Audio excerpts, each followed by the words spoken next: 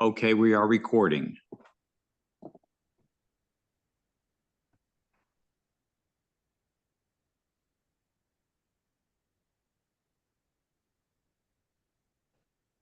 Oh, there we go.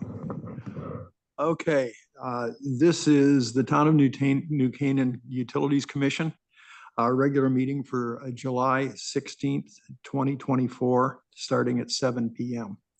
I'd like to call the meeting to order. Sven, can you call the attendance? Sure can. Hiram Cantu. Absent. Mike Collins on Zoom. Present. Bernie Clark. Here. Sven England. Here. Joe Gazzetti. Here. Hey, there you go. Janae Hunter. Was that a yep? No, I guess not. I thought she was gonna be. All right, Krista Kennan. Here. There's Actually, Janae. Janae walking Janae in just now. walked Hey, in. there she is. Great. We fooled you with the wrong room? I did go the wrong room. Kareem Kerr. Nothing. Rich Townsend. Here. Mr. Chairman, you have a quorum. Thank you very much, Sven. As the first order of business, we'd like to get approved the minutes from the meeting that we held on June 20th, 2024. Can anybody make a motion? Motion to approve them. I'll second. Okay, any discussion on them? Anything that people picked up that we ought to clarify? No, I think we've all submitted those. Okay, yeah, but we could fix them. Right? All those in favor? Aye. Approving the Aye. minute? Aye. Approving the minutes? Yes. Okay. Okay. Unanimous, I believe. Yes. Okay, with that, I'd like to, as we do every meeting, open this up with public comments. Members of the public are welcome to provide comments to the Utility Commission on agenda topics scheduled for review and or vote. Comments are limited to 2 minutes. Bob, do we have anybody on the list? I believe Seth wanted to make a comment, so you may check with him. Seth Ginsburg. He doesn't have his hand up. He does not have his hand up? Okay, now he has his hand up. Okay.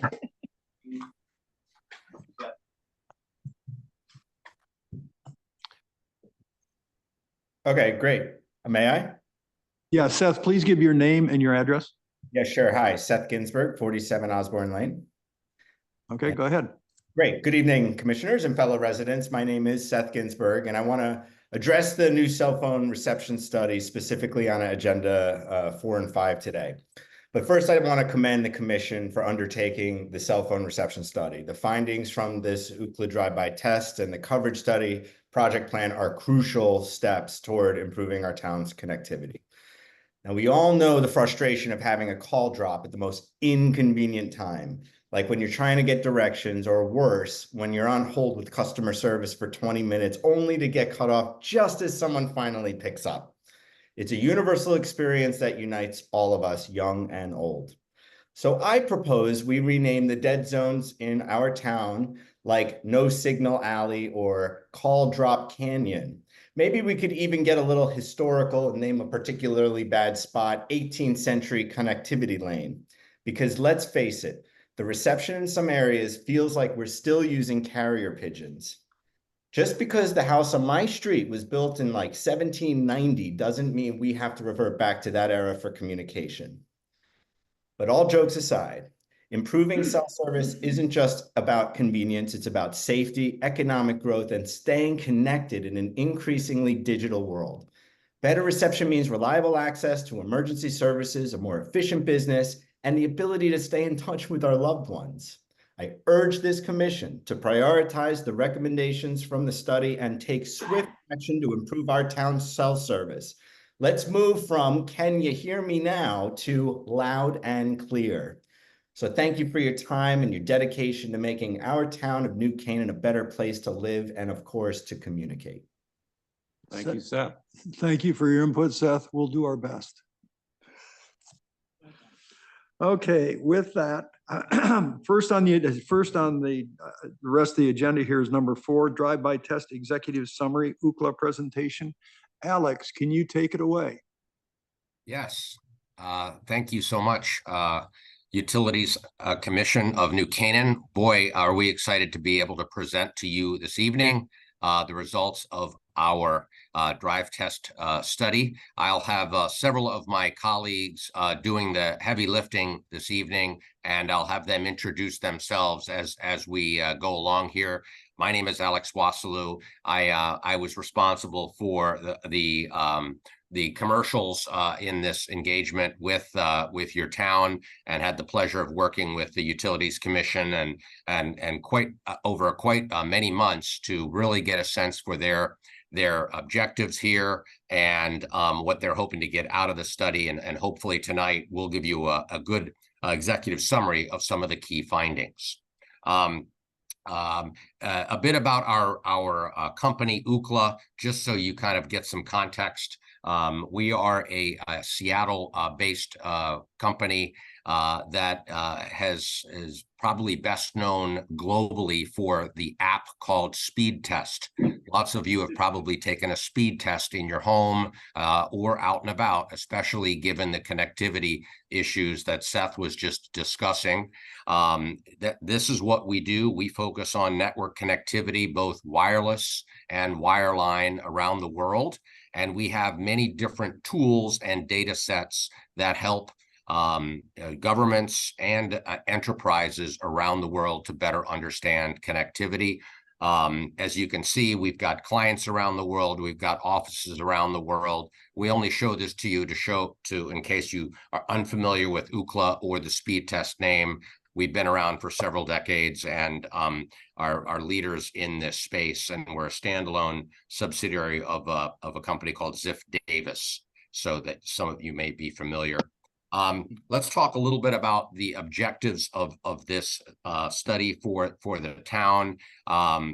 As I mentioned, I believe it was over a year ago when we first met the Utilities Commission and Rich and Krista specifically, and they've been kind of talking with us, and we've been hearing what they have said and put together what we thought was the right plan to come up with a true assessment of mobile network coverage and network quality, both as consumers experience it, right? Voice, data, all of the things you'd normally use your mobile phone for. We wanted to provide a test for that. And so we used what we call our controlled drive test methodology to test all 4 tier 1 operators, AT&T, FirstNet, T-Mobile, and Verizon Wireless.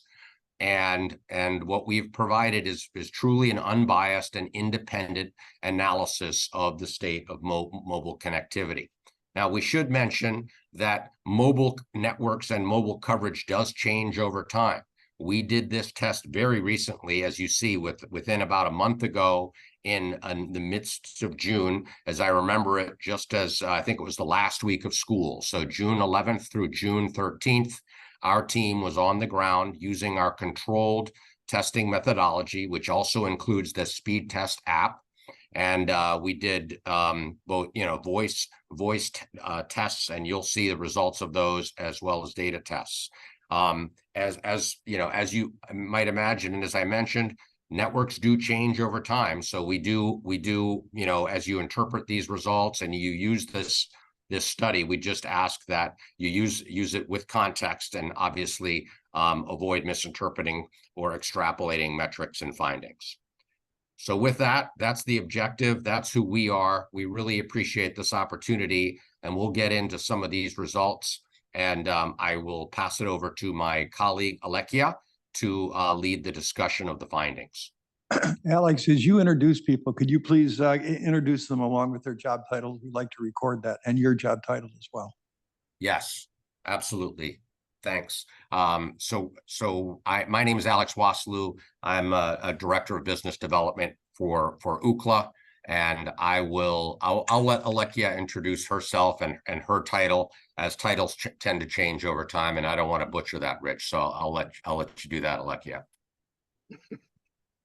Thank you, Alex. Hi, everyone. My name is Alekia Dixit Philavarthi. I support the Ookla product team as a senior product manager.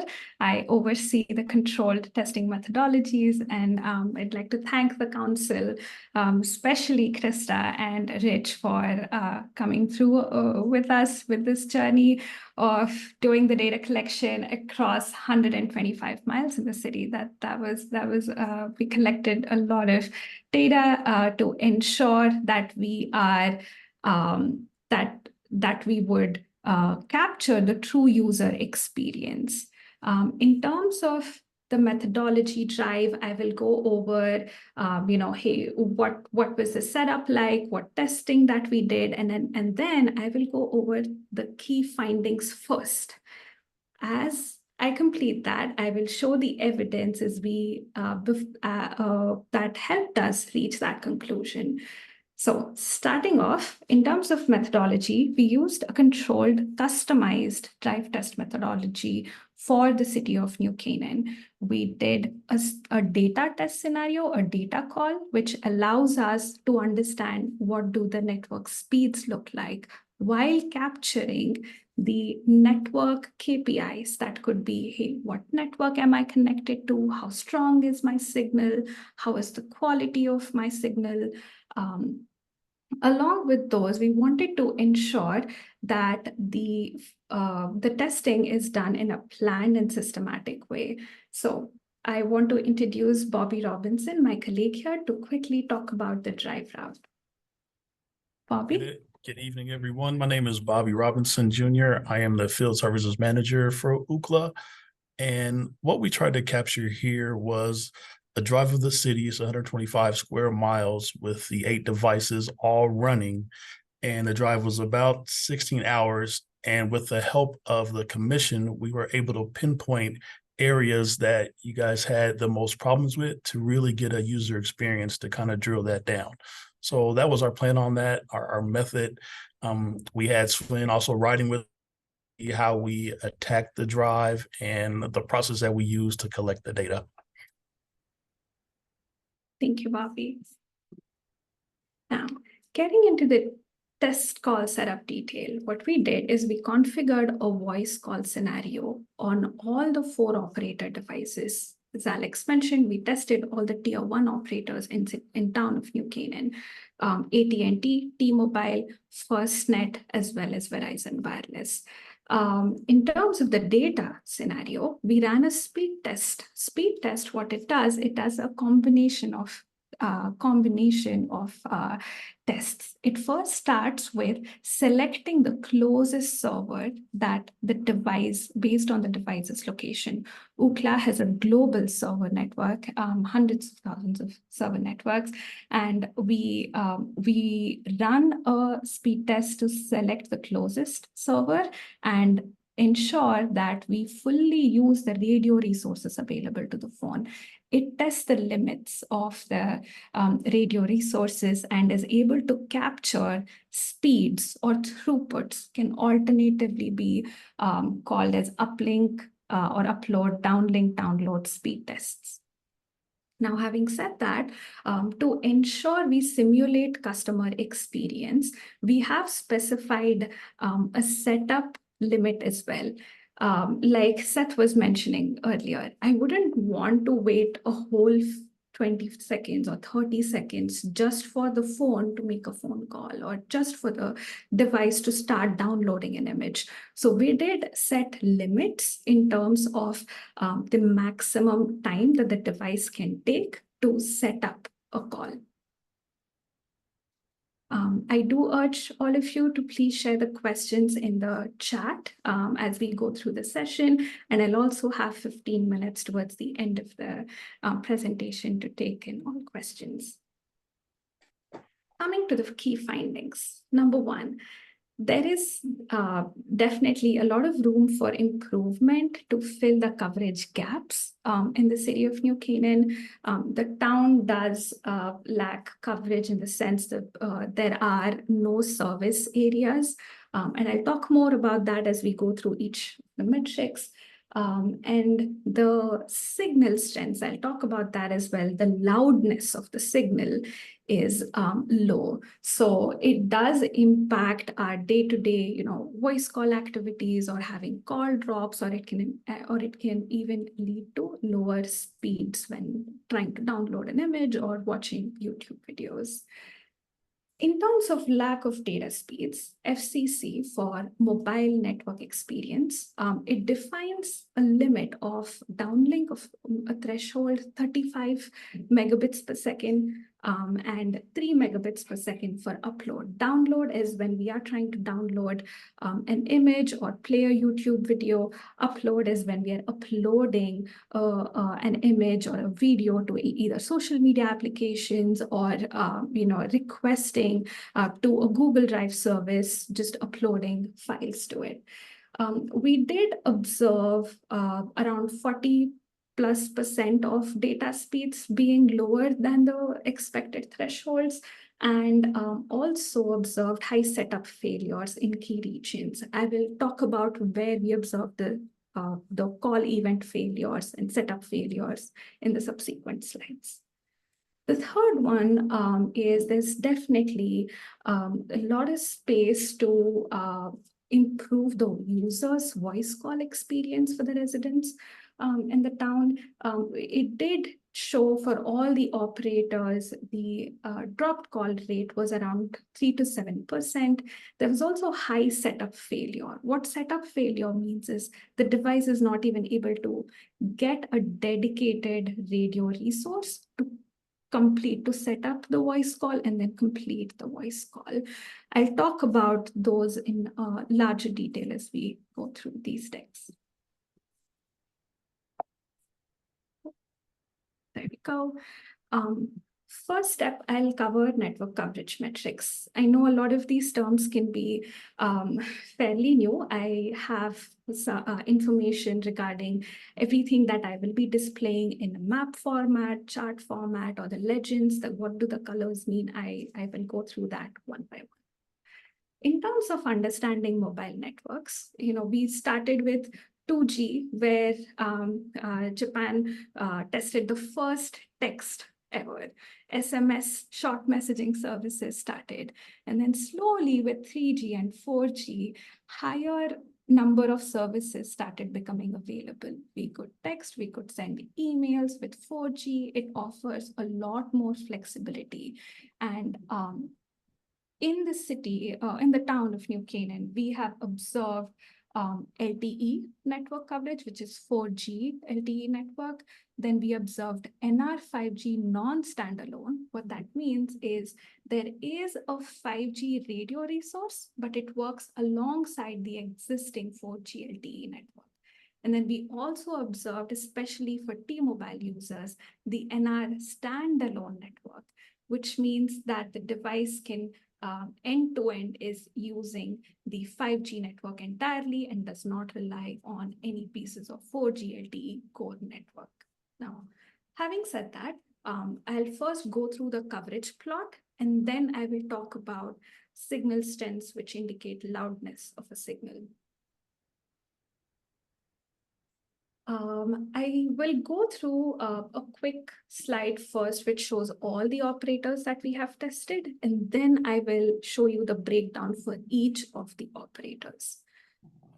Now, for overall, the key takeaway would be for AT&T and FirstNet, which are my first two maps here.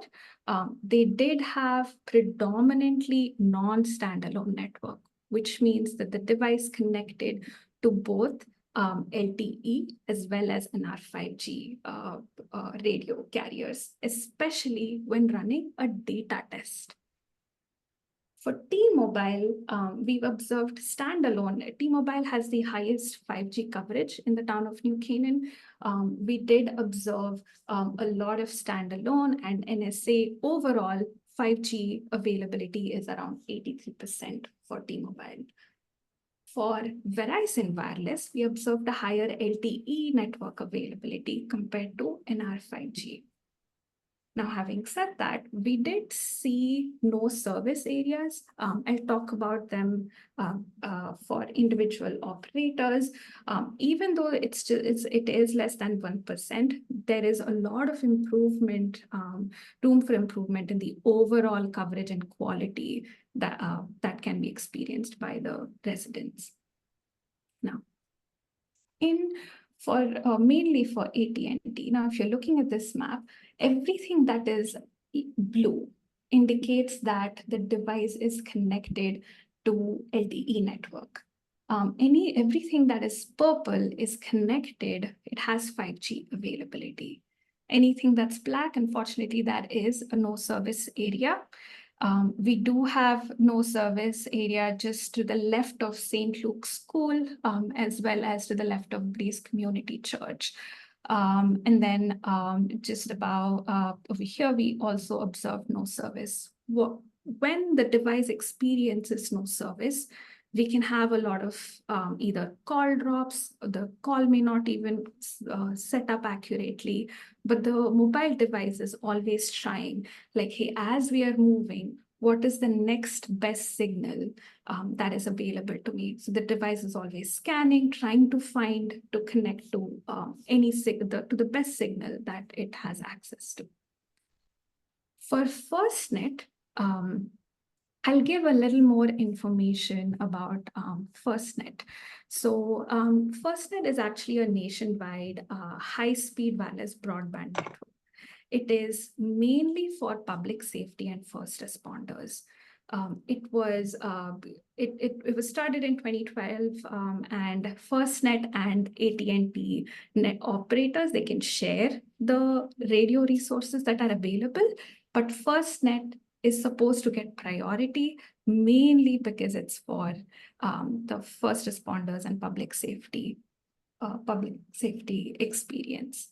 Now, having said that, FirstNet did see better connectivity, lower no service areas compared to the AT&T network device that observed no service zones. Again, just to the left of St. Luke's School and a little to the nature center, we did see no service areas.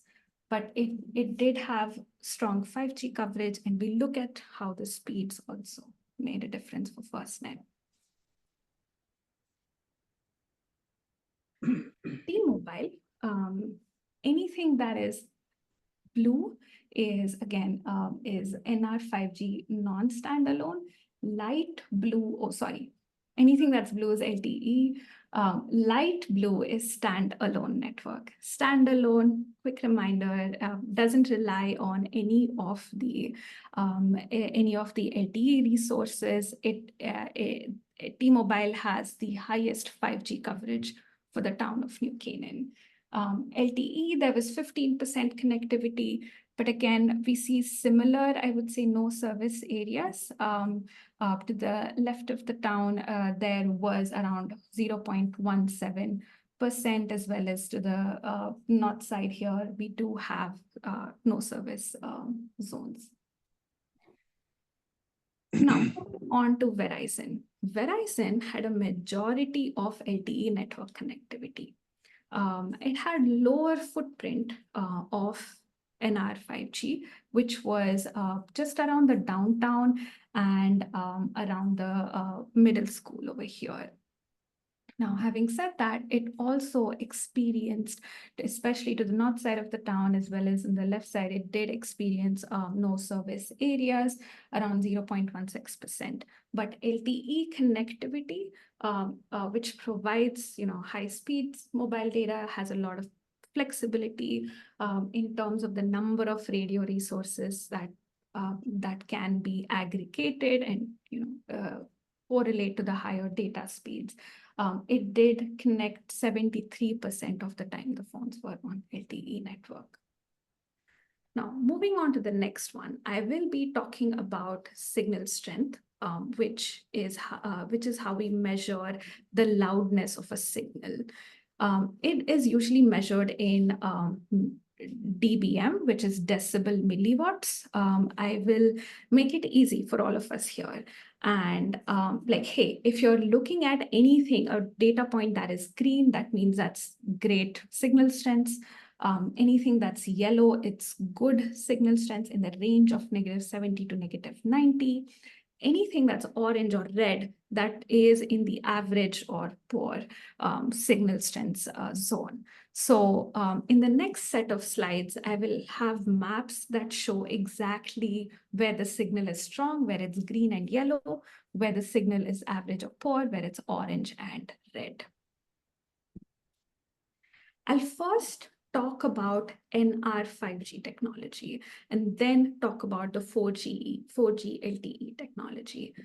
In terms of NR 5G, overall, you could see the downtown area is where we see more yellows and more greens. Like, hey, there's great network available in the downtown area, but most places away from downtown for 5G technology, we do see much lower signal strengths. Everything is below -110, which is average to poor, poor to very poor categories of networks. For Verizon, we don't have as many samples for NR 5G, mainly because the devices stayed connected to LTE. There's more LTE footprint in the town of New Canaan. But there's definitely, like I mentioned, there's a lot of room for improvement for all the operators to look into this. The next one is if we look at AT&T's 5G signal strengths, right? I think it correlates with the no service area or the weak signal areas, especially if you're looking at red, I would not be expecting to see really high throughputs. I will be expecting to see good throughputs, good voice call performance in the downtown area as well as just above the school here. From what you're seeing for FirstNet, right, because it's a platform for public safety communications, it includes high-speed data, it includes commercial grade voice call service. It also supports mission critical LTE voice calls as well as access to 5G and 5G+. So here we have 5G signal strength for FirstNet. What it shows is similar to AT&T, again, downtown area just around the school, great signal strengths. We expect good network there. Everywhere else, not that, there's definitely a lot of space for improving the signals. Similarly, T-Mobile has a lot of 5G mid-band and low-band availability in the town. We do see very good coverage. Mid-bands and low-bands travel far from the cell tower to the device. They can, go through the obstructions, buildings better, can travel far. If you're closer to the cell tower, you will have higher signal strengths. Far away from the cell tower, lower signal strengths. But overall, even with low band and mid band, T-Mobile does see mostly oranges and reds for 5G. I'll explain similarly for how it impacts 4G performance when we look at those signal strengths, right? So all the operators, even for 4G, had more number of samples in the orange and red category rather than yellow and green category. This does indicate a lot of other issues that we will see in terms of data call results or voice call results in just ahead. Can I ask you a question? Yes. On the maps, just to make sure I understand and everybody else understands. The first maps we saw were the maps everyone drive by, right? And there's only data points on roads. So by definition, drive-by tests only have data points on roads. And as you're showing us the signal strength, I notice almost all of the maps, while they have some signal strength, almost all of them are red and orange, which it means poor and very poor, right? So even though you're saying there's signal strength there, it is not necessarily adequate, right? I mean, very poor would say that it is the ability for uploads and downloads is outside of what you're considering or below what you're considering an acceptable level. Yes, that is right. So in general, higher signal strengths can correlate with faster data speeds. It can stream videos quickly. You'll have better voice call experience. But lower orange or red, you can experience sluggish internet performance. You can experience delays, buffering. So you could see a lot of that, especially with orange and red. And I'll talk about other impacts that lower signal strength can have as we go through. Hey, I have a question too, though. At one point, when you were showing us the key about the red, orange, yellow, and green, you said that orange was average, but on the chart it said poor. So which one is Yeah. it, poor or is it average? It's poor. We would want it to be higher than And poor on the chart, but then when you were talking about, you said average, so I wasn't sure. Okay. We're an average poor. Okay. Yeah. If we're average, it's not so bad if it's poor. Okay. All right. And then on the charts where there's red and orange, that means poor or inferior, but there are a lot of roads that have no markings. So that means, because there's no signal, right? Because this is measuring signal strength. So if we go into LTE, the phone connected to multiple networks. So either it will report 4G signal strength, or if it was connected to 5G, it would report 5G signal strength. So that's why you may have those gaps, but in the black indications over here, that's where we will not see any data points. The other ones have gaps because it was either connecting to 4G or 5G. It's the reverse. Okay. Got it. This is the Comprehensive. blacks with the snow coverage. Yep. So for FirstNet, we do expect better experience on FirstNet compared to AT&T or any other operators. We do expect for good RSRP, anything yellow and green, it ensures reliable connectivity, fewer dropped calls, and consistent data speeds. But weaker ones will lead to either coverage gaps, call drops, slow data transfer rates, as well as what Seth was mentioning earlier. We don't want the call to drop off, especially when you're on customer support. Getting into the Verizon 4G LTE signal strength, Verizon had the highest LTE footprint. So we see a lot of samples for Verizon. We're looking at T-Mobile. Oh, sorry. It's okay. Yeah. So T-Mobile had higher 5G and 5G SA and NSA network connectivity, whereas Verizon had higher 4G LTE.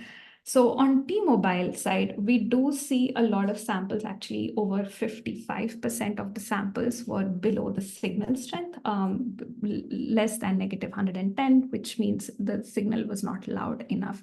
And something that Rich was referring to earlier, like, yes, you would not have good experiences if you have lower signal strengths. Alekia, Yes. if I could jump in here for a moment. My name is Brian Darr. I'm Vice President of Government Affairs for Ookla. And a point that I would like to make, this is drive test as we're driving these streets. Let's keep in mind that you will have signal loss as that signal tries to travel indoors. So whatever the signal is on the street, you're almost certain in most cases that the signal indoors will be even less than what you see represented, out on the street. This becomes, in areas with extremely poor signal and call failure rates, a public safety issue. Because if someone is needing to call 911, maybe trapped in their house, hiding in a closet from an intruder, fallen and perhaps broken an arm, if they can still reach their phone and have it available to them, they can't call out if the signal is too low, or at least there's a less of a chance of a successful call being made to let the first responders know that there is trouble.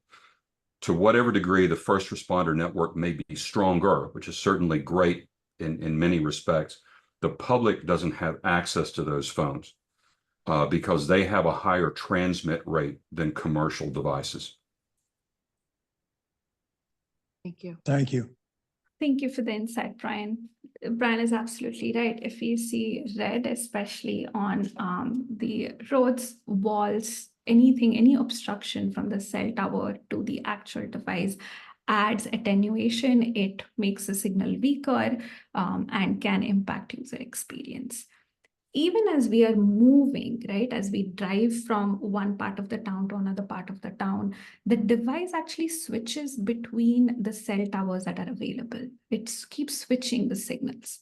If we have lower signal strengths, it also impacts the handovers, the switch that happens from one signal to the other signal. And that can also actually end up causing a lot of call drops and issues. So I do want to point out that even though in the downtown area, it's a really good network, we see signal strengths above -70 dB for in the main part, and as well as above -90. But the overall, we see a majority of values in the orange, in the poor and very poor areas. Now, how does the signal strength impact the data and voice call performance? I will first talk about, what understanding the call events, like what are the results that the device can tell us after running through a speed test, a voice call, and then I will go over individual results, first for speed test and then for the voice call performance. For the call events, if the call that we've set up runs through successfully, it can be downloading, doing a speed test, which does a download and upload, or it can be a voice call. It runs through 60 seconds, 1 whole minute of traffic without any problems. We mark that as a success. But let's say the network signal strength is very low, and there are not as many radio resources or not as many signals available for the phone. The device will try to set up a phone call. It'll try to run a speed test, but it may not be able to even, successfully set up the call. And those get marked as either setup fail for a voice call, or a traffic setup fail if it is a data test scenario. Like it's trying to, you're trying to log in to a service, you're trying to download an image, you're trying to run a YouTube video, anything in terms of a data test scenario, those would get marked as setup fail. Now, let's say we have gone through the stage of successfully setting up a voice call or a speed test scenario. If we say, hey, voice call, you have to run for 60 whole seconds without any interruptions. But if we do have an interruption where suddenly a radio resource is no longer available, or we go into no service area, or any other similar issue where we don't have enough radio resources to continue the call that has already been set up, we report it as a drop call. The next call event is timeout. So a lot of the times, we are trying to download an image and we have to wait and wait and wait. It does it very, very, very slowly. We're trying to upload a file. It does it very slowly. So to simulate user experience, we have said, hey, if in 60 seconds, you don't complete a specific data call, if you don't finish downloading, and if you don't finish uploading, we will call that a timeout. If you're taking longer than a simulated user experience, then we will call that a timeout. The last one is end by user. And I want to call this one out because we've driven over 125 square miles. It was a 16-hour data collection. When our field engineer who's doing the actual drive test with all the devices is transitioning from one place to another or is stopping the test, then that would be indicated as end by user. It's not an indication of our network, but we do want to mention that this is also a call event that can be reported. Now, first focusing on the signal strengths, this, from there to coming over to the speed test performance. How are my upload and download speeds? We, for all the operators, over 500 attempts of running the data tests were observed. In terms of successes, we did see high number of successes in FirstNet. We do expect that. But we did also see high number of setup fails, ranging between 35 to 196 for all the operators.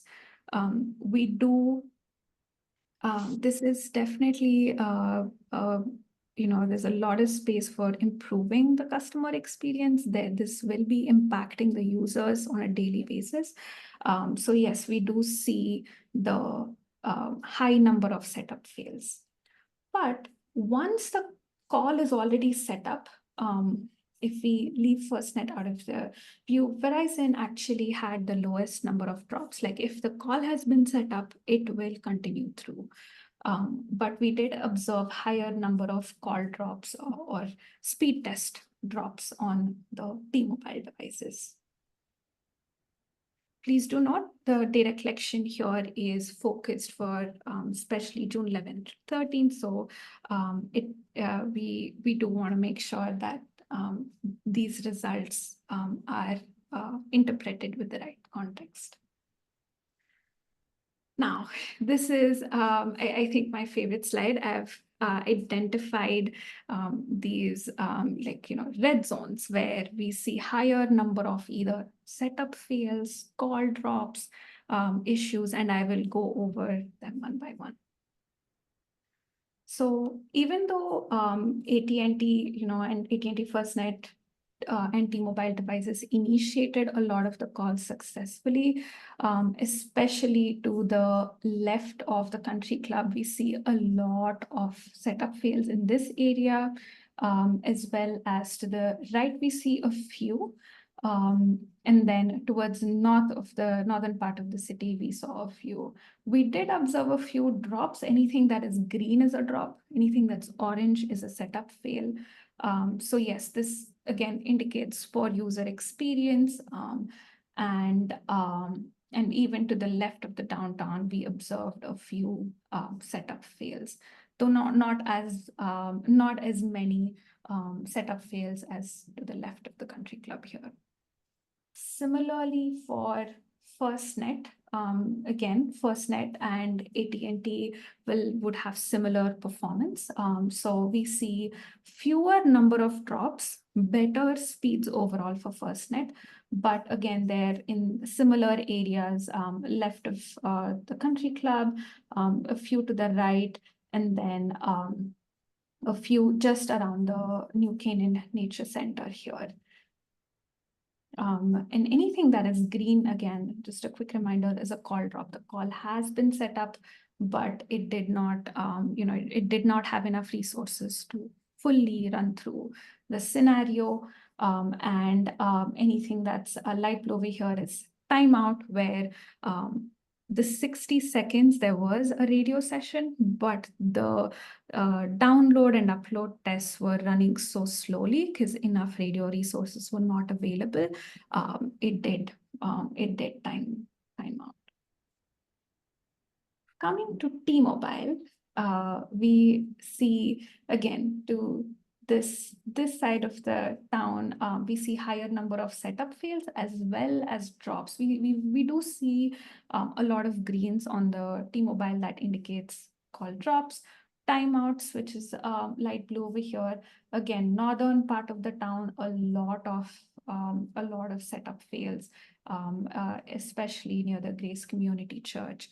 And as Brian mentioned earlier, we are still outdoor. If we get indoor, there's walls, there's a lot of obstructions, that will lead to lower signal strengths and poor customer experience.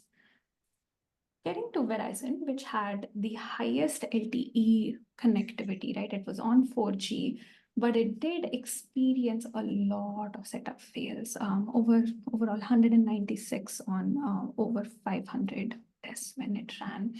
And that was also concentrated near the Grace Community Church, to the left of the country club area, as well as to the right, and a few around the Carter Street, just to the right of the Carter Street. So we do see timeout setup fails, again, an indicator of slower signal strength. Now, having said that, I have the individual plots as well available. This is, I've included this just as additional view if anyone wants to look at just one operator. Then it's easier to zoom in, see the data, where exactly are you having call drops for AT&T or FirstNet or T-Mobile. And this is mainly for the speed test scenarios. Now that we know where these call drops were happening, for this, I want to focus on the tests that did run successfully. What were my speeds? And just give a view into what are data speeds, how do we interpret them, and then I'll go into the voice call part of the performance. Now, when we say data speeds, you can say downlink, download, uplink, upload. What download refers to is when we are loading a web page, like just downloading files from Dropbox or Google Drive, or running a YouTube video, watching something on Netflix. All of this, we do prefer faster download speeds. We don't want customers to keep waiting. We don't want subscribers to say, hey, how long is this going to take before I open one web page, right? So we do want faster download speeds, and higher download speeds ensures better experience, especially while consuming high HD content or high pixelated content, or accessing large files. And when we are looking at slower download speeds, again, can poor quality. We have to wait a lot of delays that could result in frustration. In terms of upload speeds, now, how fast or how quickly can we upload an image or share a file across the cloud? It does provide better experience. Like just now we are on a video conference call. Higher upload speeds mean better performance for video conference. We can quickly do cloud backups, share content on social media. But again, slower upload speeds when we are trying to upload something from our phone to the cloud, to the internet. Any delay, like lower speeds, will cause delays in sending the files, poor video quality experience, and just overall not a great experience for using the mobile network. Now, having said that, I want to just a quick reminder from key findings. FCC does define 35 megabits as a threshold, minimum threshold for mobile networks for downlink speeds. And we've provided a lot of detail in terms of the throughput legends we see. We did that because we want you to know exactly what values are you experiencing. Anything that is in the pink and blue and green areas, which is fairly good or high download speeds, medium to high download speeds. Anything that is in the yellows, oranges, and reds is on the lower side, especially if it's a red and black. That means it's really poor download speeds. For AT&T, right, and FirstNet, and we've seen probably throughputs which are lower than 40 megabits per second for close to more than 45% of the time. That is not a great experience overall. For T-Mobile, that was a little more pronounced. It was 53% of the time we see lower throughputs that are below 40 megabits per second. Again, this does lead to a lot of delays, buffering, video quality conferencing issues, a lot of customer complaints I would expect there. Similarly, for For Verizon, it did have LTE network, but it did experience a lot of throughputs that were below 40 megabits per second. And if there's no dot, there's no setup at all. Yes. I do want to mention that for speed tests, it runs for around on average 45 seconds and gives us a result. So, and we display mainly the results in the samples. Well, but what does no dot mean? I mean, these were all in the car doing tests at the same time, right? Yes, that's right. So is this a combination for Verizon, for an example? Is this a combination of the 4G and 5G data tests? Yes, it is. So And for Verizon, it's not an excuse that they don't have 5G because 4G was here that could have done it. yes, T-Mobile did. If you look at FirstNet, AT&T, and T-Mobile, they had higher number of successful test results compared to Verizon. The Verizon device also had a lot of setup fails.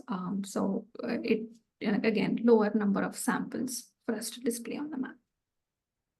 If there's a setup fail, you can't fail again, right? So you can't have a drop call. You can't run out of time or any of that because you're not even in the database anymore.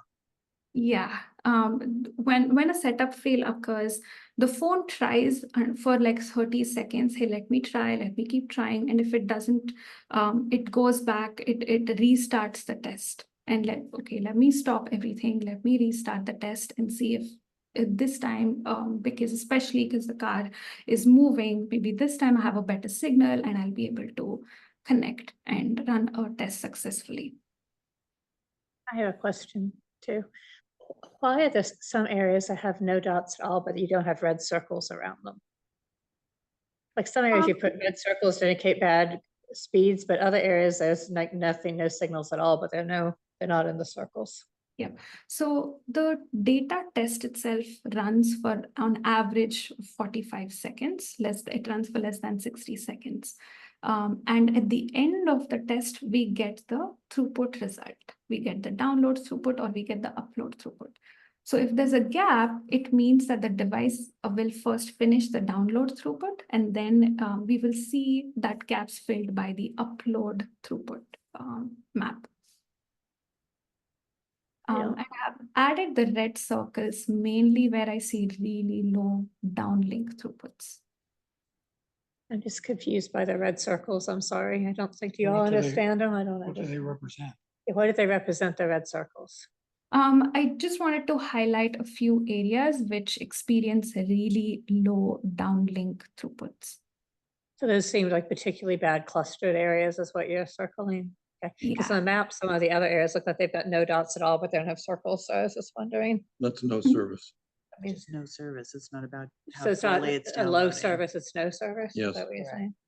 So if you didn't circle it, it means there's no service there if you don't see dots?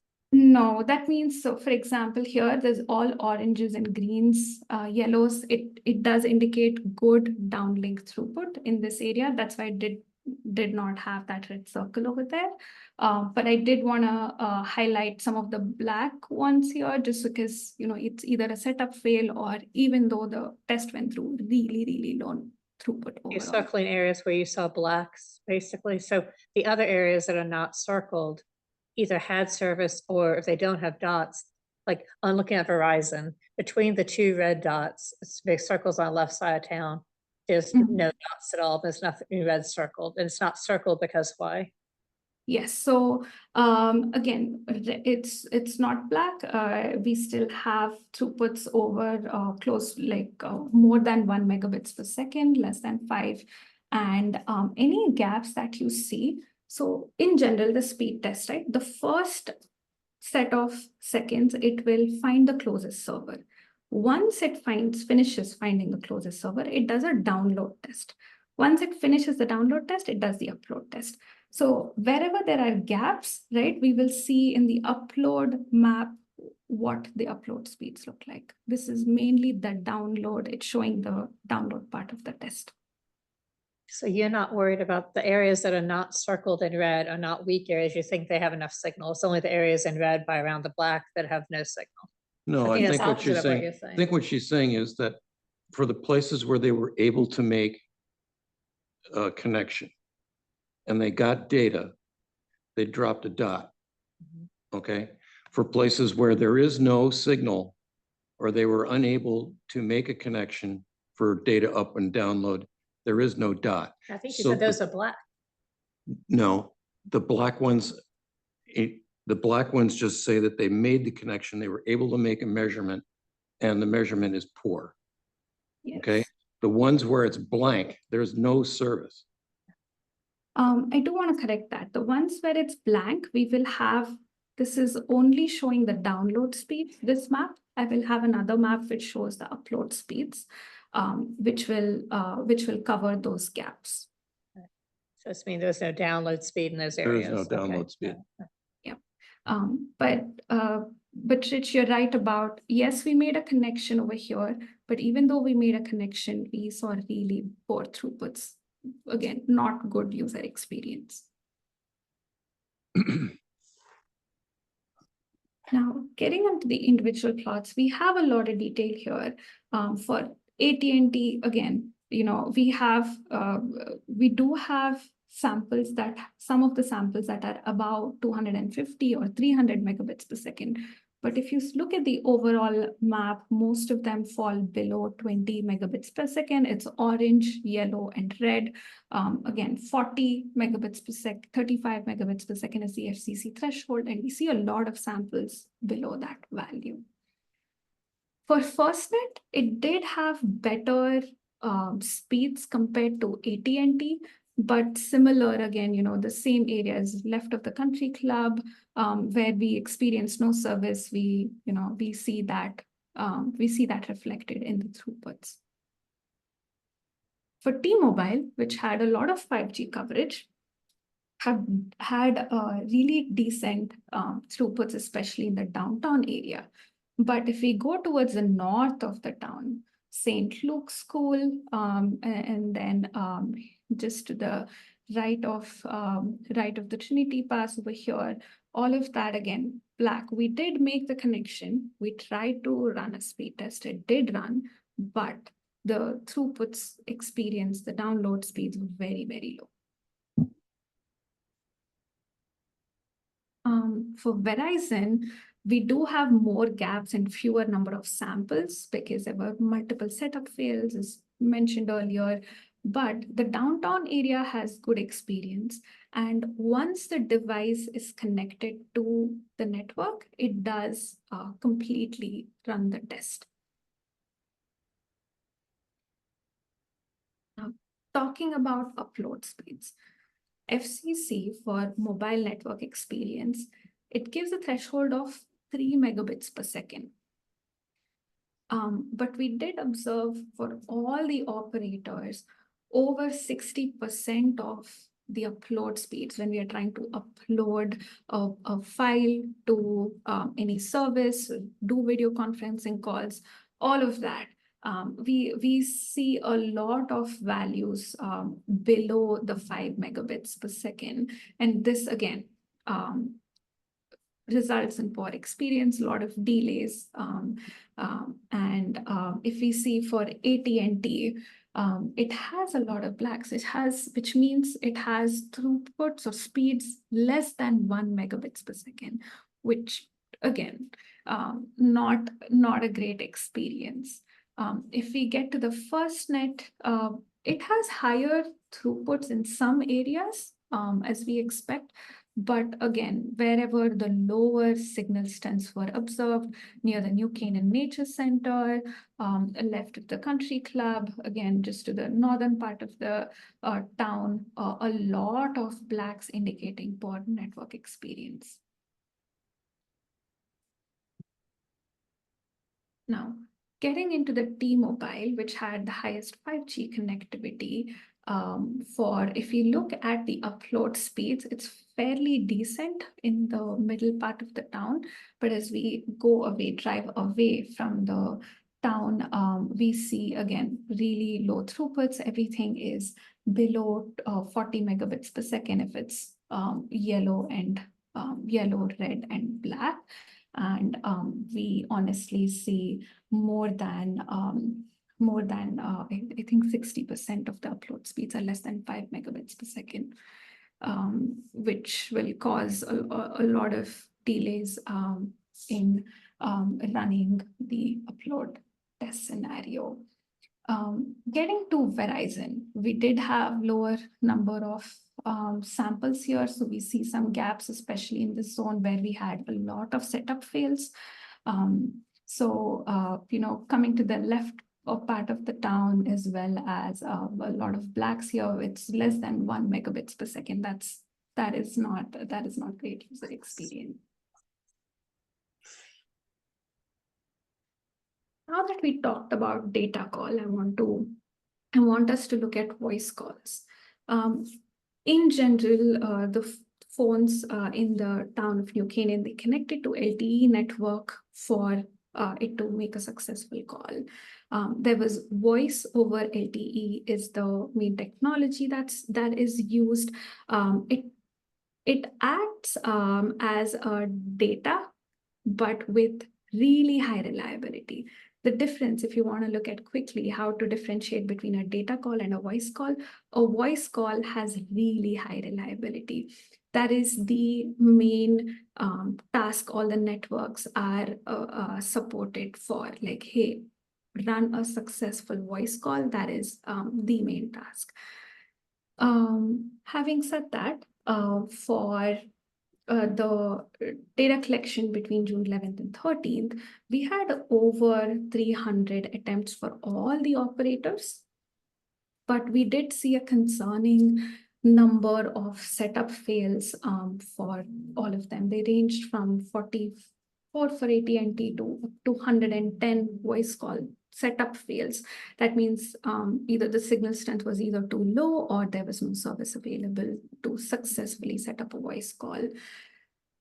And then if you also look at the FirstNet number, surprisingly, it had higher number of setup fails compared to AT&T on the voice call performance. We are trying to run a 60-second voice call. The device has a 10-second idle time, like it waits for 10 seconds between every scenario, simulating a user experience and tries to make a call. But 75 out of 343 have failed just to set up. And in terms of drops, T-Mobile had was on the higher drop spectrum. Out of 22 of the calls dropped, the 60 seconds traffic did initiate. But during that drive, during those 60 seconds, it lost that radio resource and a call drop was reported. Now we will see the same or similar views as we saw for speed test. How was voice call distribution overall, right? AT&T had experienced around 4% drops, but FirstNet, even though it was just 4% drops, it experienced 22% of setup fails. That is definitely concerning for subscribers. For T-Mobile, it did have the highest number of drops. Out of 100 calls, only 63 of them actually completed successfully. Verizon, again, lower number of drops. Once the voice call was set up, it did run successfully, but 22% of them had setup fails. Now, if we look at the individual maps, right? So for AT&T, again, the same areas which have had lower throughputs, lower speeds, uplink or downlink, also had poor voice call performance. Just above the country club, to the left of the nature center, here, and then we also had a couple here, not very concerning, but mainly this area has experienced lower number of successful calls. For FirstNet, similar to AT&T, we do see a high number of setup fails. This is expected here. But we also see high number of setup fails near the Lake Club area. We did not see that for AT&T device, but we did observe that for the FirstNet operator. Again, 75 number of voice calls have had a setup fail. The device does try every 10 seconds. It waits for 30 seconds to try and set up a call. If it sets it up successfully, it runs it for 60 seconds. If not, it retries again. Coming to T-Mobile, because only 63% of the calls ran successfully, we see a lot more greens than we see blues. So you see to the left again of the country club here, near the nature center, a lot of drops, even just around the YMCA area here, again, we see a lot of greens, not a great user experience. And higher number of setup fails were also observed to the right of the St. Luke's School. Now, this is not a great user experience. There's a lot of room for improvement here. Lower signal strengths, even though there's 5G availability, even though there's LTE availability, the calls did not complete successfully. For Verizon, we do see similar drops and setup fails in this area to the left of Country Club, just near St. Luke's School again to the left side here. But it does have fairly good, I would say, fairly low call drop rate for Verizon overall, especially downtown, all the calls went through successfully. Just to remind everyone of the key findings, right? Like we went from mobile network, what is available. We went to looking at the signal strengths that are available for each of the tier 1 operators and how that impacts our performance, either for running a data call or for running a voice call. And we see that here again. There is definitely a need to fill coverage gaps in the town. As mentioned earlier, the lack of data speeds, we see a lot of values lower than 40 megabits per second, a lot of values lower than 3 megabits per second. It's not just low throughputs, it's also low speeds, it's also high setup failures from 10 to 30%. We don't even get to the part where we actually complete a test. In terms of voice call performance, we saw very poor coverage. Again, high drop call rate, 3 to 7%, but higher setup failure rate, 10 to 30%. Again, we would expect subscribers in the town to have connectivity issues. And I want to pause here, give space for questions. Let me know if there's anything I can help.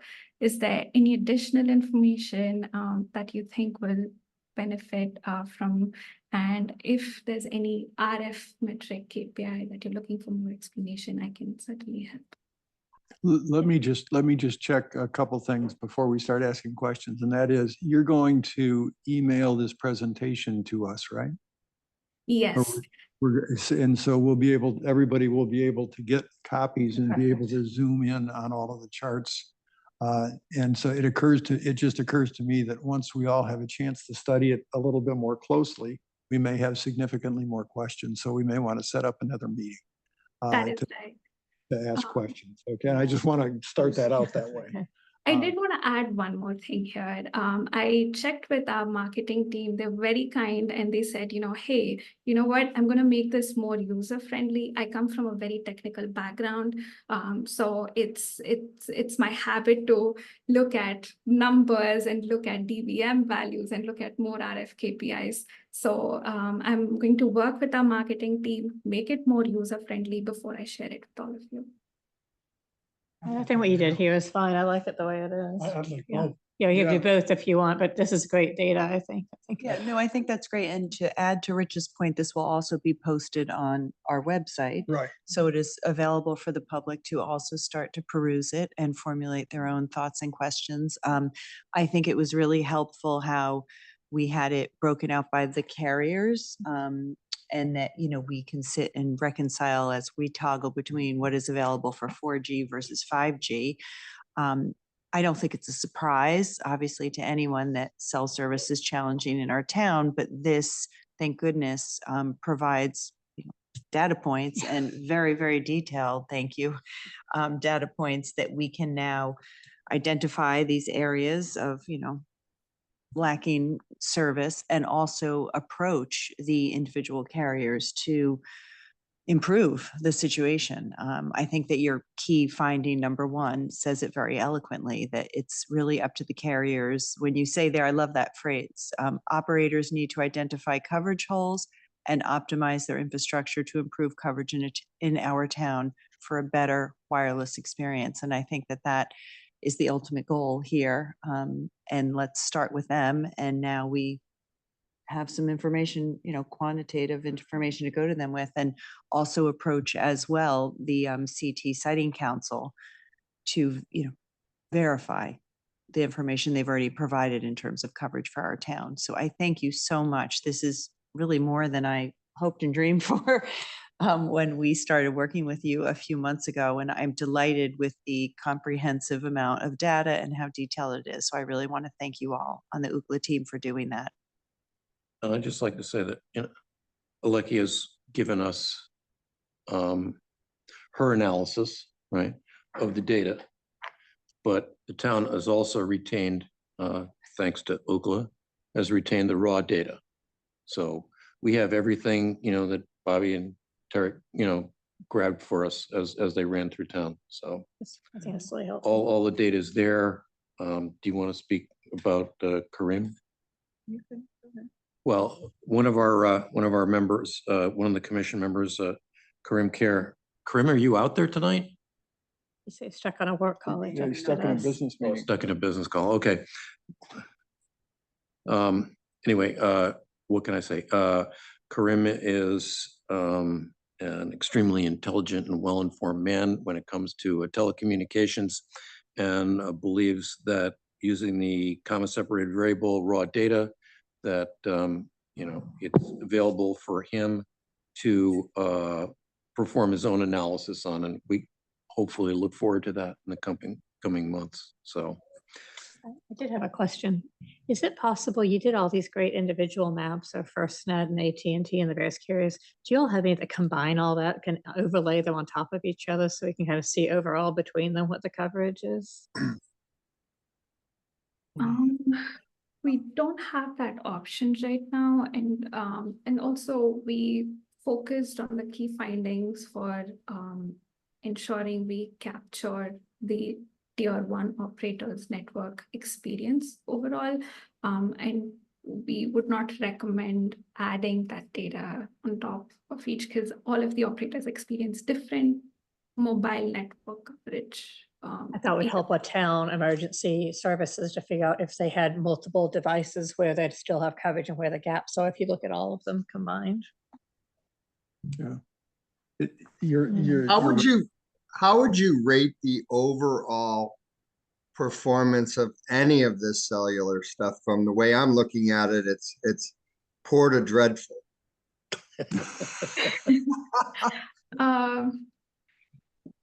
I mean, honestly, no, just give it to us straight. You've done this a lot of times.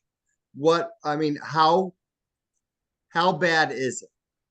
So that everybody really knows. I mean, just talk about it honestly and say the town that gets to review this later and the residents that get to review this later and whatnot. How bad is the coverage in this town as far as any type of cellular coverage and emergency coverage? Just from the samples we have here, I think there's a lot of room for improvement for every operator here to improve the subscriber experience. And I'm more concerned about the voice calls not successfully setting up. So yes, I think that would be my main concern. I'm okay with waiting when a web page is loading, when a YouTube video is loading, when I'm on a video conferencing call. But when I'm trying to make a phone call, I would want that call to connect and not drop. And the amount of coverage for that phone call is if I wanted it to go through the entire town, how many percentage points would I be guaranteed based upon your data? Not guaranteed, but based upon your data, and throughout the entire town, how many of those would go through? 20%, 50%? So each operator experienced a different number of setup fails with, I think T-Mobile having the highest number of voice call setup fails and first, the even FirstNet having higher number setup fails over here very quickly.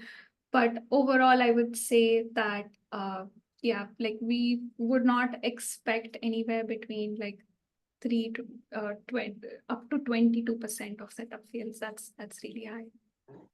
Okay. Well, for That's- team, all of these, you correct me if I'm wrong, but all of these, when you add all the points up, all of them have driven 125 miles and tried to set calls up on every minute.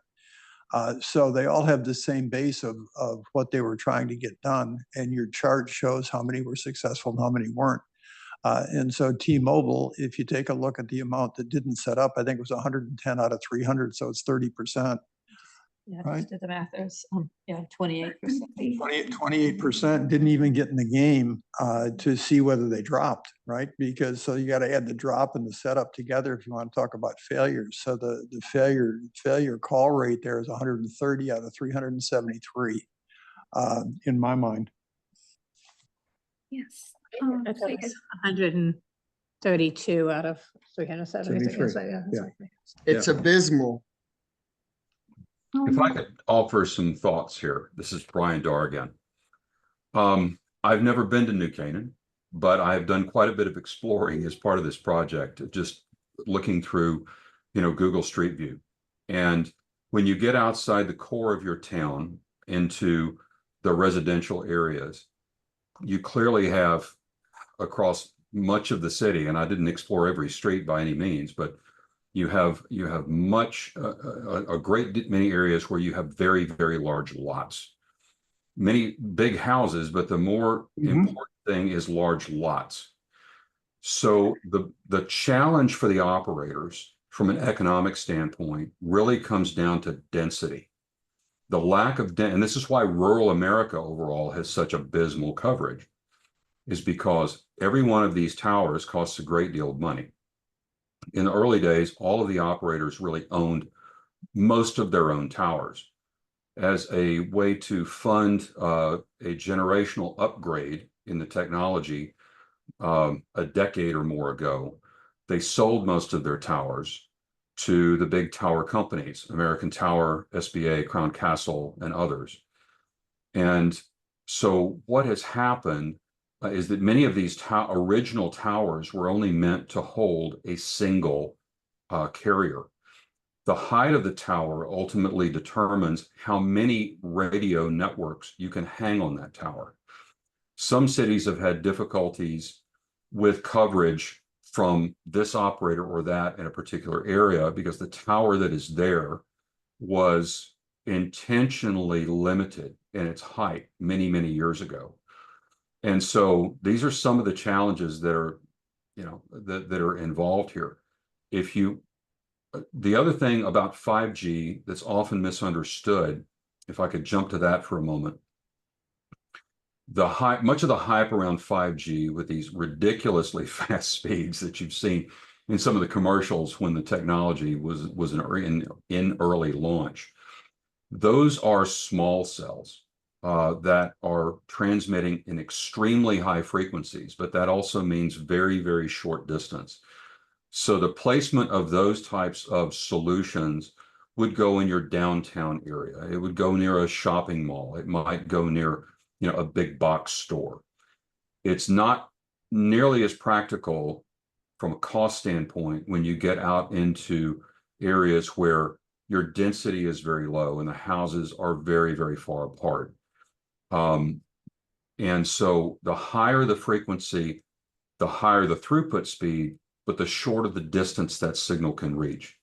When you have the larger towers, macro cells, as opposed to the micro cells, the macro cells, the big towers that are 100 and 120, 150, 180 feet, sometimes more in very rural areas, are generally going to be transmitting, certainly originally, in the lower frequencies.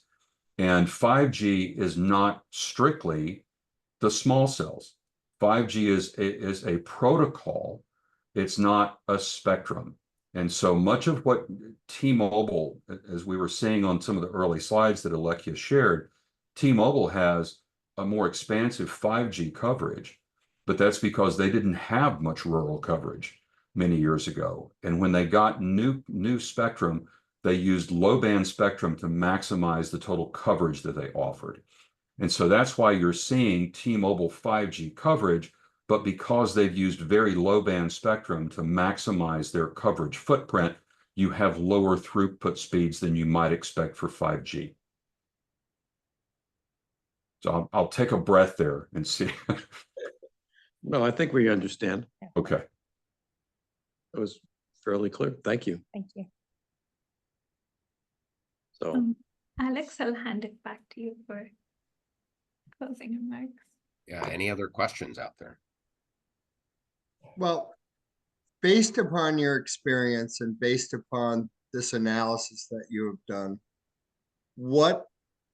I don't know if you're allowed to recommend what we should request from these carriers based upon the needs of the town, the needs of the data, the needs of the connectivity, and the security and the safety issues of this this study. What is your experience, Alex, based upon what we're seeing here for this relatively small town?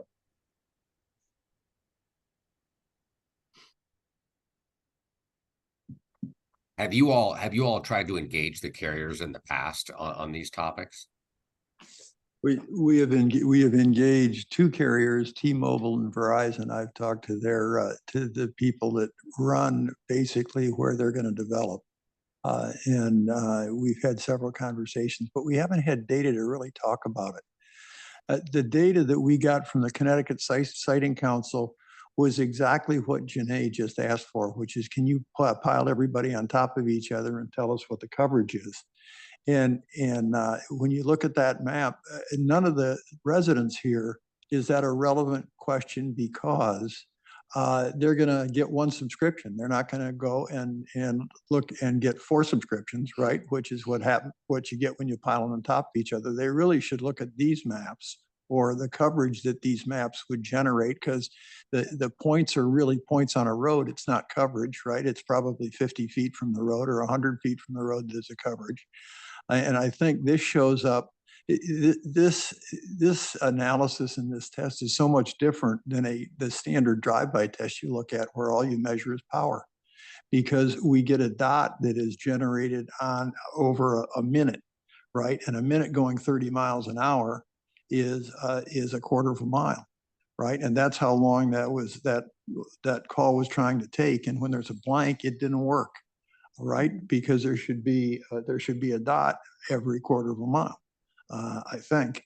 And then if you did a regular drive-by test where you just test what the power is landing on you, I believe the underlying data that comes from that, you're getting about 3 data points a second on what the power and the characteristics of that call is. So we've got 2 sets of data. We've got a set of data that says how many calls can you really make, and what are the speed of the calls? Then you've got something underneath it which says, what is the characteristics of the radio waves landing in this point, and how are they changing in a very rapid manner? what we're seeing, what we've gotten, what we bought from Ookla, right, is what in practicality can you expect, right, as a user from your carrier, right? Okay. And what we got from the state Siting Council is a map of the coverage for minimum signal strength self-reported by each of the carriers. Add it up, Exactly. add it up. With Right. no way of differentiating between it. I do think that is relevant if the concern is emergency services. Mhm, Like it that is, shows the it is, overall right. coverage And of if the you town dial and what's 911, you possible, get to right? all Yeah, four so- of them, yeah, you right? get all four of them. So I do think that's. No, for relevant. emergency services, it's relevant. Yeah, It is relevant, and I don't mean to say it's not relevant, but. It doesn't if help you- our day-to-day it- consumers, I right. get it, but I It- think if the concern is our emergency volunteers. But you're not gonna get that as a day-to-day consumer unless you buy 4 phones, or Yeah. you buy a phone with Yeah. 4 SIM cards. Right. Right? Well, I think Janae's point is that, by law, 911 will automatically roam. So if we're really looking to where the gap safety-wise, I think the four, Exactly. the end. But, but our first responders do not make 911 calls. Right. Okay? Right. They But are, those people they are doing- they're trapped like everybody else to a specific carrier.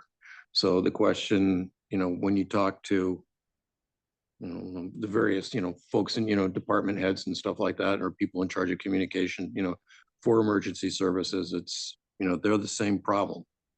You talk to,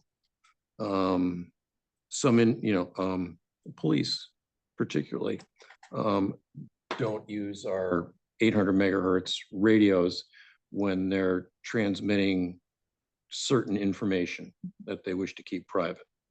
They're doing it over cell phones, and there's a lot of places, that you would hope that would have, decent service, not too far out of town, like right in front of Rich's house. Right. Right, which is And- almost and you downtown. can't, and they'll tell you that, past Oak Street, it's all dead. Right. Okay. Because. And that's Yeah. that's enough. Yeah. But Um, Alex, did we answer your question? Because your original question was, have we engaged with the carriers? And it's been, I would say, limited. Limited. Yeah. And we've wanted this date, and we wanted something to actually talk about with some facts in our back Mhm. pocket when we do it. Otherwise, all we had was anecdote. Right. Correct. And this gives us some real facts. I'm really impressed with what we have here. Although none of it is a coverage map like we're all used to looking at, which shows a large green area covered. It is the roads, right? And so I think one of the things that would be very interesting if Karim is able to do is to model where those dots that you have got imply there is actually coverage away from the road. We'll just, we'll have to work with him over the next little while and figure out what he is actually able to do with this. And we'll also have to think about how to address the carriers. I have 2 people, one in AT&T, one at T-Mobile and one at Verizon, that have been very helpful. And I'm sure if we show up with some data, they will address it. Now, will they solve our problem? Probably not. I don't. So they solve it in a way that we want, and we Right, find it, right. the town will be happy with. so. Exactly. And, and one of the quotes from one of them, which I won't tell you which one said this, but look, our corporate priority is not coverage. Our corporate priority is serving our subscribers. And that's what we're supposed to do. We're not supposed to try and grow coverage. That's just not a measure that we're looking at. It's quality of service. Was that Janae who tried to get on? I think it was me. It was Jill. Oh, okay, sorry. Yeah, no, sorry. And it was just a point. I'm interested very much in what Kareem's analysis is going to be, but at the very least, I don't think it gets better when it goes to houses. So. No, I think it gets worse. Yeah. The point was made that these tests were done from inside a car, which probably is a lower level. It gives you less response than if you were standing on the side of the road with a phone, but it is probably more than you would get sitting in a house. Right. And to add to the potential richness of this data, Alex, let me know if this is premature or not, but at one point I thought we had talked about that we could engage our citizens to download an Ookla app so that they could also test certain measures. Now, I doubt it will be as detailed as what you presented here tonight, but that there might be a way for them to add, to the information that we see before us this evening. Is that something you'd still recommend, or you don't, would love your thoughts? Yeah, absolutely. We can give you instructions. It's definitely our consumer speed test app, which is not like you said, it's not it's different kind of testing, but it's certainly valid in terms of additional data points, and you can encourage your citizens to do that. We could send along instructions and walk you guys through how folks can download that speed test app and do some additional testing on their own. Perfect. We would love that. We'll put that up too. If I could offer a couple of more additional thoughts.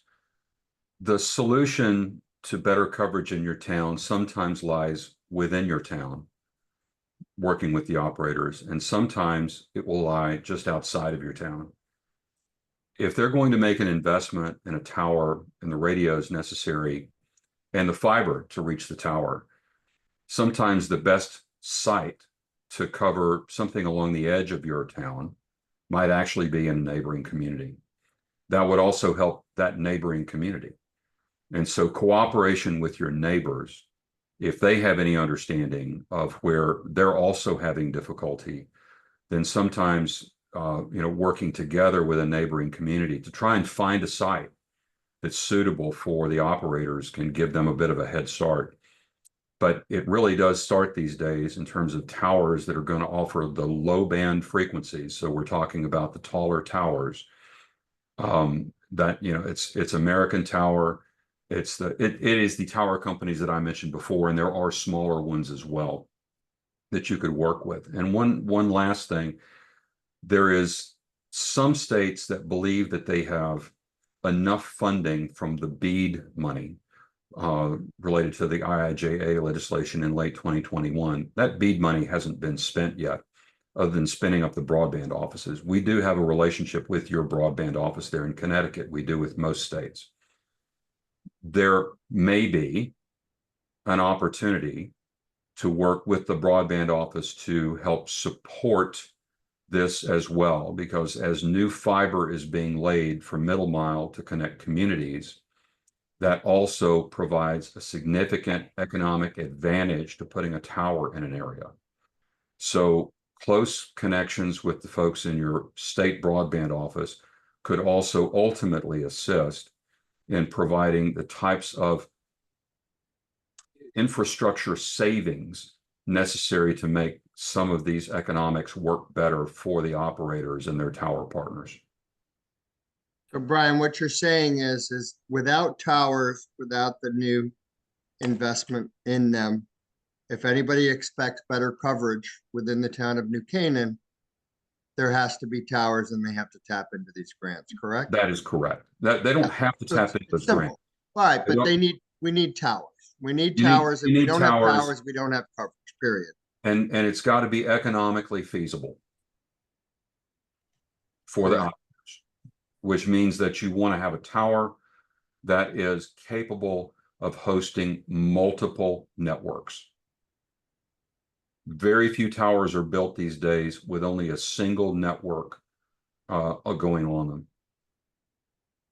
That makes perfect sense because we have a water tower in our Waveney Park, which is probably, I would say, the central hub and is able to accommodate the multiple carriers, as you're mentioning.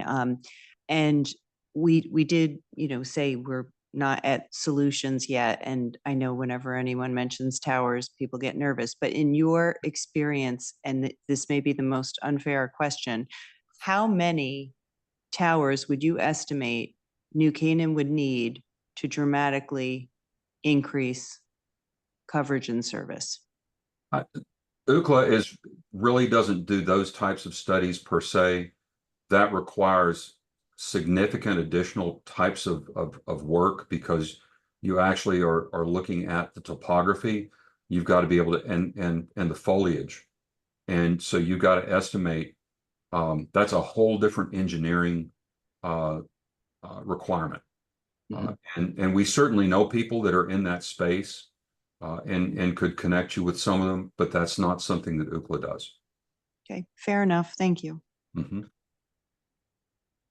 Okay, more questions? More comments? I got to say, I'm delighted with this.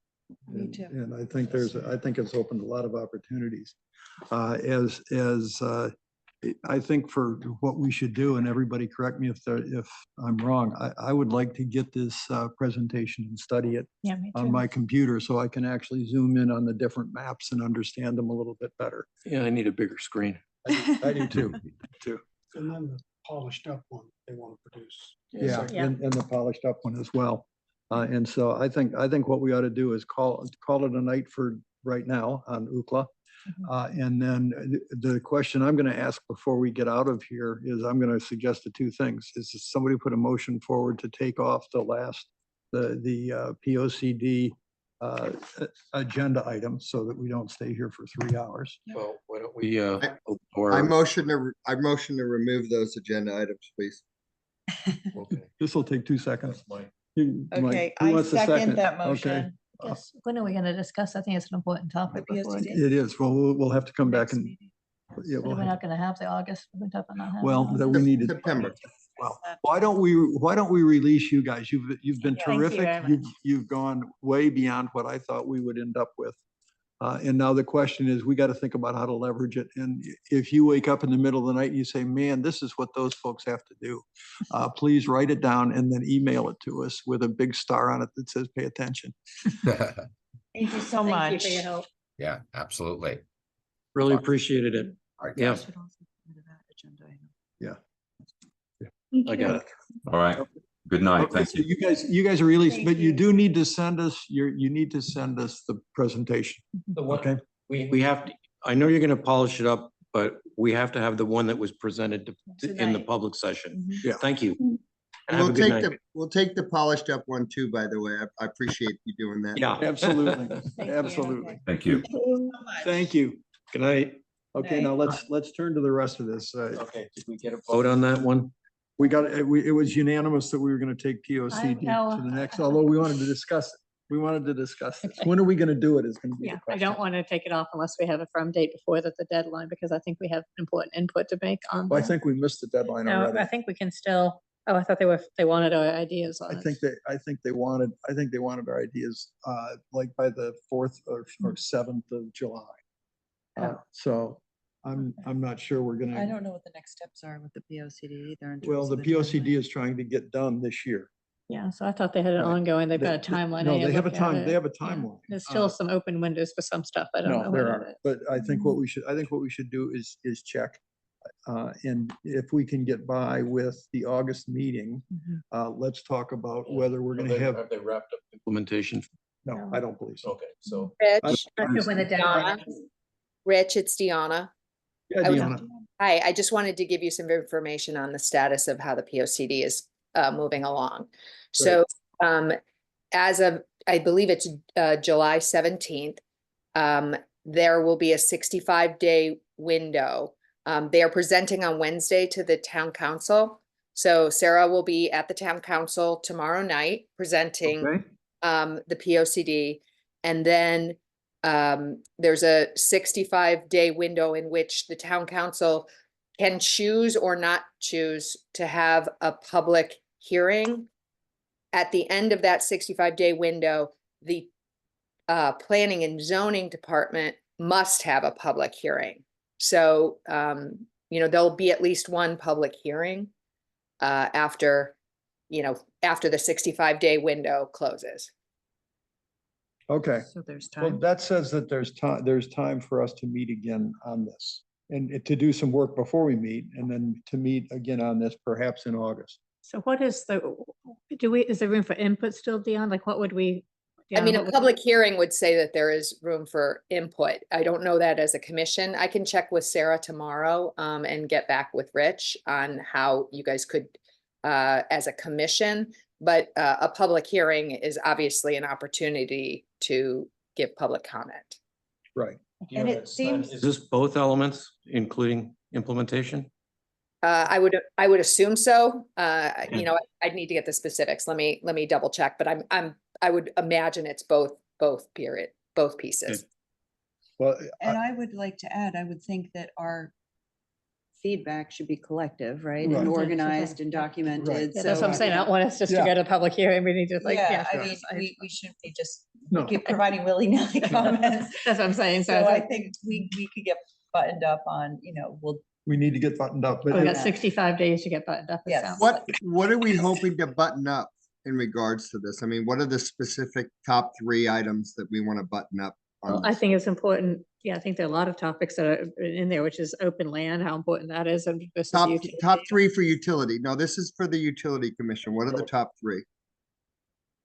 I saw a part about how they want to address solving cell service. Yeah. So I would certainly want to have comment on That's what- that portion of it. And I agree that we should touch upon the parts that relate to a utility, whether it's water or solar or cell service. Well, I think wired service resiliency, which would be both power and data cable. Right. Yeah. I think that a lot of it touches on us. So I think Yeah, we I think need there's to- a lot of utility touch points. We won't overstep our bounds. So maybe as part of our homework assignment, we can individually review those relevant sections of the POCD and come prepared to Mhm. our next meeting with I don't- areas identified. Just Right.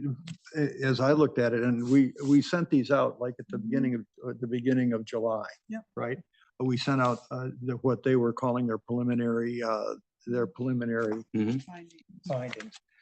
And I think we should all go through those. We've all had them for a month and we were going to talk about them in this meeting. And the only reason we're putting it off is I really don't think it's fair to you guys, quite frankly, to ask everybody to stay 4 hours once a month. But I think it's incumbent upon us, if we're going to get back together on this, and I think we should, is we need to really do some work before we get back I together agree. again, so that we can offer not only comments on what they've written, but additional things that we think they should address that they haven't written. And the areas I would recommend what we've kind of broken up between our areas of inquiry, which is power, two-way communication, and water. The one that isn't in there, and I believe it's not part of our mission, and Deanna, you could help us on this. The sewer is mentioned in there, but I don't believe it's part of our mission. And so as far as I'm concerned, we're going to ignore that. Yep. But I think we ought to set a date to get back together. We have a date set right now for August 20th. Yeah, I can't do that date. Okay, but why don't we just chat around? How many of us can do an August 20th date? I can do it. It's inconvenient, but I'm glad to be inconvenienced to do it if people are willing to do some work before we get back together. Could we please do it the week before, or the week after, or the next night, or any other time? I've got 2 kids I gotta bring to college, so I'm gone. Me too, and I'm moving my kids into last week. college. Me too. That's my conflict. Okay, so- That week, the Yeah, week of the that week. 18th. That's most colleges Not are starting surprising. that week. So. Not Yeah. surprising. So we could do it the week before. What- Are we Or the week able to after, though? either one. Yeah. I can't do the week before. I've got one in Arizona the second week and the other one in Syracuse the third week, so. How about the last week in have a August? shot. The last week I could do. That's fine with me. If you want to say August 27th, the following Tuesday. What Can we what move about you, Sven? Well, I mean, I've got the 20th in. I do too. I can move it So, if nobody yeah, else can do So it. we would have to vote tonight Right, to hold a special meeting right. on the 27th. Well, why don't we do the following? Is the 27th available from everybody else Yes. that is on the phone or whatever? Jill, are you okay with that one? Jill, Mike, you guys Yep. good with August 27th? Okay, well, Yeah, I'll why don't- dial 27th in. works for me. I'll Why don't dial we- in from the 27th, yeah. why All don't right, we, then I'll make the motion okay, that we hold a special meeting on August 27th. I'll second. okay. All those All those in favor? Aye. Aye. And in that special meeting, we will deal with the POCD, so we'll come prepared for that Yes, discussion. we Right, will come everybody come prepared to prepared with discuss. their ideas on all three items, on how we ought to be reflected in the So POCD. power, two-way communication and what? Power, two-way Water. communication, and water. Water, not sewer. Okay. No, Yep. and two-way communication includes internet. Right? Sure. And so, okay, Deanna, do great. you have any other input on that might be helpful as we're figuring this out here? On the POCD or on the sewer? No, on well, either one. I don't think I have any insightful, I literally just got the document today, so, it's a very large document. I'll bet it is. I'll bet it It's a is. very large document, so, and I just got it this afternoon, so I will have to review it and put some thoughts together. The next thing to come up is if we're going to schedule the 27th, should we unschedule the 20th? Yes. Yes. Right. Yeah, I thought that was implied. Okay. Okay. I'll move that, we remove. the You move 20th. that? I'll second it. Yeah, All in those favor? Aye. Okay. great. I, And then with that, we've got the other thing on here is commissioner reports. We can waive our reports. I don't think we have to Just do ask quickly, reports. wonder, has anyone heard from Kareem about the data? Have you all talked- I haven't, and I had a call into Chris Kaiser today, but he didn't get back to me on whether we actually have it. And it But we actually should. I exists. mean, Ookla had a they Dropbox said that they they were were happy to give it to providing us. access to It's not- people, shouldn't and be a problem. especially Chris Kaiser, who's head of our IT department. Chris Kaiser will be keeping what we're calling kind of the raw data. And anytime anyone wants to analyze it, a copy will be made so that we always have the pristine data in-house. It's a big file. It's huge. I mean, so.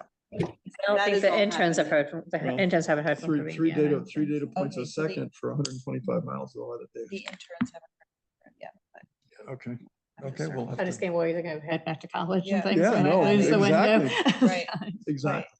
Okay. Okay, so Given, things to follow. given that, we'll follow up on that. Any other comments any commissioners want to make before we close up here? Motion to adjourn? Somebody second? Okay. Janine seconds. Bernie Okay. seconded. All those in favor? Aye. Aye. I. Everybody for coming. Yeah, thank you all so much. Happy summer. Thank Happy you. summer I is know, right. right? You and I Yeah. should chat for a second because I Happy think summer, everyone. Have a great one.